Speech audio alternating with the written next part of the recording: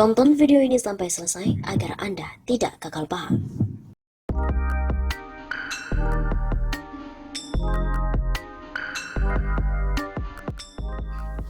Presiden Jokowi mengaku siap untuk diturunkan. Apakah benar? Beredar sebuah foto Presiden Joko Widodo dengan narasi yang menyebutkan bahwa dirinya ini siap untuk diturunkan. Narasi ini pun beredar di media sosial Facebook. Sebuah akun Facebook atas nama Mahfuz Sidik Nawawi membagikan foto ini pada tanggal 26 Oktober 2020. Dalam video tersebut, Jokowi tengah mengenakan seragam kemeja bermotif loreng berwarna jingga. Dan di dalam foto tersebut, Jokowi menyebut tanggal 28 saya siap diturunkan. Unggahan ini pun mendapatkan respon dari 1.900 warganet, kemudian 13.000 komentar dan juga 168 kali dibagikan ulang. Kemudian melalui penelusuran dari tim cek fakta dari Medcom, klaim Jokowi menyebut siap diturunkan merupakan klaim yang salah. Faktanya narasi foto itu adalah hasil suntingan.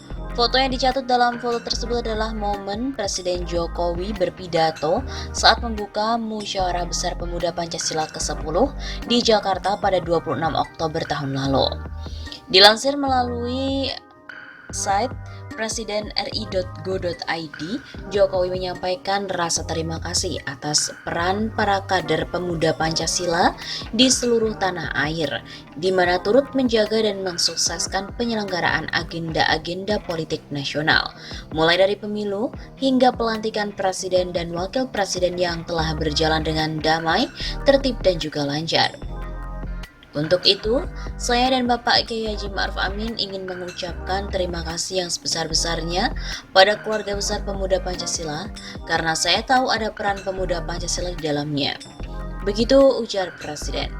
Turut hadir pula dalam acara pembukaan Mubes 10 Pemuda Pancasila, antara lain Ketua Umum Majelis Permusyawaratan Nasional Pemuda Pancasila, Yapto Suryo Sumarno, Ketua MPR RI Bambang Susatyo selaku Ketua Panitia Mubes, Ketua DPD RI Lanyala Mataliti, Menteri Pemuda dan Olahraga Zainuddin Amali dan Menteri Koperasi, serta UKM Teten Mas Duki.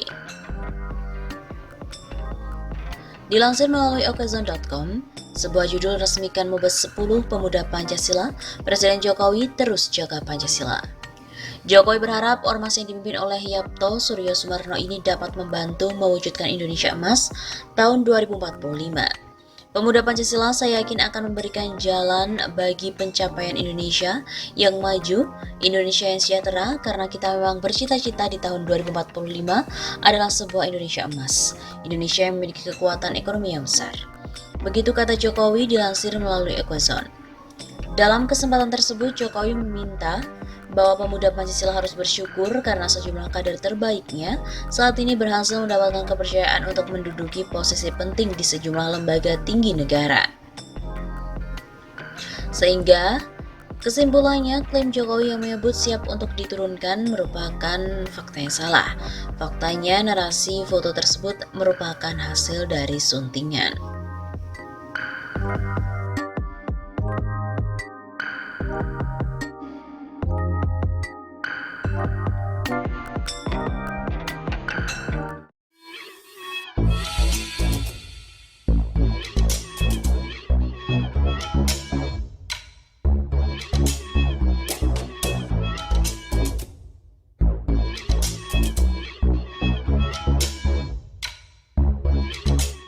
Tonton video ini sampai selesai agar Anda tidak gagal paham.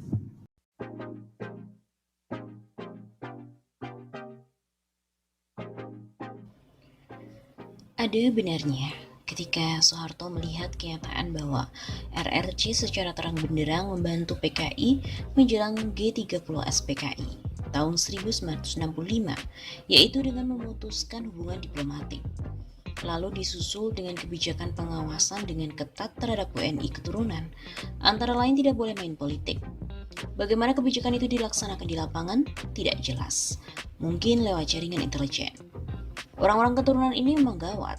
Ada yang setia kepada Republik, ada yang membenci, dan ada pula yang separuh-separuh.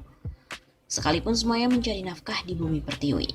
Yang tidak suka kepada Republik dan pribumi adalah mereka yang menganggap lebih tinggi derajatnya. Mereka itu keturunan Tartar yang kalah perang melawan Raden Wijaya pada tahun 1200-an dan menjadi tawanan perang, lalu dipaksa ikut membangun Majapahit. Mereka dendam dengan orang-orang pribumi. Mereka masih berkiblat ke daratan. Terlebih sesudah Belanda masuk, mereka pun diangkat menjadi mediator dan dengan kedudukan tinggi di atas pribumi. Dengan privilege yang mereka miliki dari Belanda, antara lain yaitu memungut pajak, berdagang candu, membuat tempat judi dan lain-lain, disertai kepiawaian mereka dalam berdagang dengan menipu. Mereka pun menjadi kaya raya. Mereka pandai dengan menyembunyikan kekayaan mereka, yaitu dengan menyimpan harta dan hidup bersahaja. Mereka pun saling tolong-menolong dan percaya di antara sesama saja. Mereka hidup dengan cara segregatif, secara berlebihan terhadap pribumi. Mereka juga tidak suka dengan hal-hal yang berbau pribumi termasuk agama Islam dan menganggapnya sebagai perilaku primitif.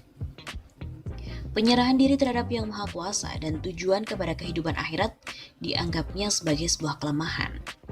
Larangan beraktivitas politik, tapi kebebasan seluasnya dalam kehidupan bisnis merupakan kesempatan besar bagi mereka untuk menguasai kehidupan duniawi. Mereka pula yang memanfaatkan keleluasaan era pembangunan, terlebih lagi pada era deregulasi di bidang keuangan dan perbankan.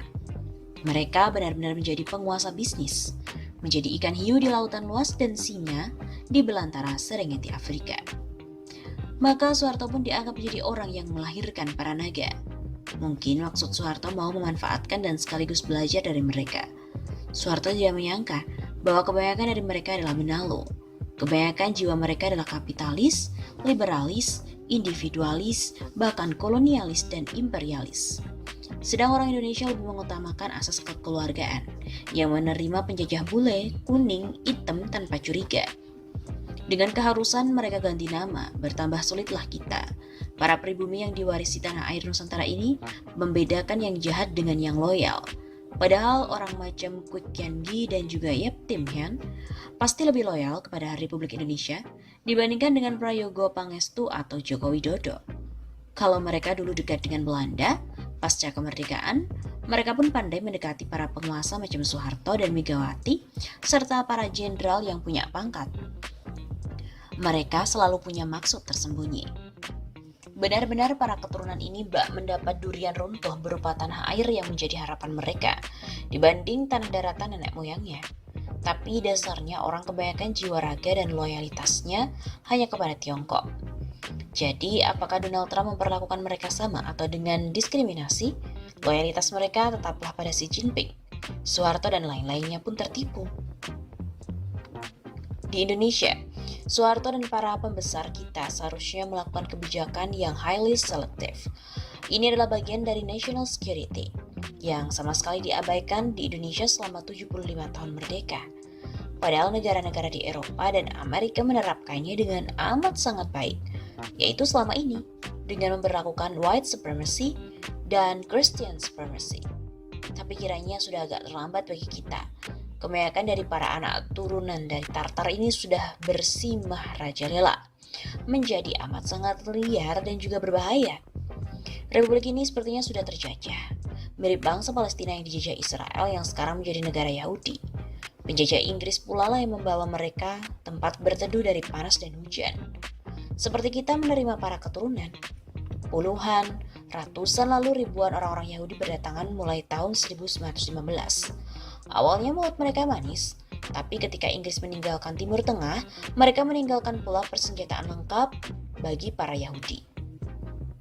Mereka menjadi angkara. Dalam waktu relatif pendek, mereka menguasai bisnis, perdagangan, industri dan keuangan para Arab Palestina. Mereka pun mulai merampok tanah-tanah Palestina. Persis seperti kelakuan Ciputra, Sumarecon, Sinarmas, Agung Podomoro, Sedayu, Lipo, dan lain-lain. Lalu pada hari yang awalnya disepakati sebagaimana hari yaitu Yahudi dan juga Arab Palestina berjanji untuk hidup berdampingan, ternyata menjadi hari deklarasi kemerdekaan Israel pada tahun 1948. Masyarakat Palestina yang mayoritas Muslim tertipu. Pada hari itu, orang-orang Palestina mulai diusir dari tanah airnya. Ada 600.000 yang dipaksa hijrah ke Suriah, Jordan, dan Lebanon, dan juga mereka dilarang pulang kembali. Itulah Hari Naas Bangsa Palestina. Hari penyesalan, hari yang amat menyedihkan, hari katastrofik, hari malapetaka, hari Al-Nakba, yang selalu diperingati dengan tangis dan air mata. Sejak hari itu, segala perjuangan bangsa Palestina untuk kembali berdaulat di tanah airnya selalu gagal. Presiden Harry S. Truman dan Amerika Serikat sehari kemudian mendukung terbentuknya negara Israel itu, lalu Inggris, Perancis, dan seluruh Eropa. Ribuan nyawa dan banjir darah yang mengalir dari bangsa Palestina yang berjuang untuk berdaulat kembali dibalas dengan semakin sempitnya wilayah Palestina. Demikian pula perang tahun 1967 yang merupakan perang koalisi para Salibi bersama dengan Israel melawan koalisi Islam bersama bangsa Arab, semakin menempatkan Palestina menjadi bangsa terjajah. Dengan tanahnya tinggal secuil sampai hari ini. Akankah Republik Indonesia dilindas dalam 3 hari? Seperti yang dibilang oleh Gatot Nurmantio.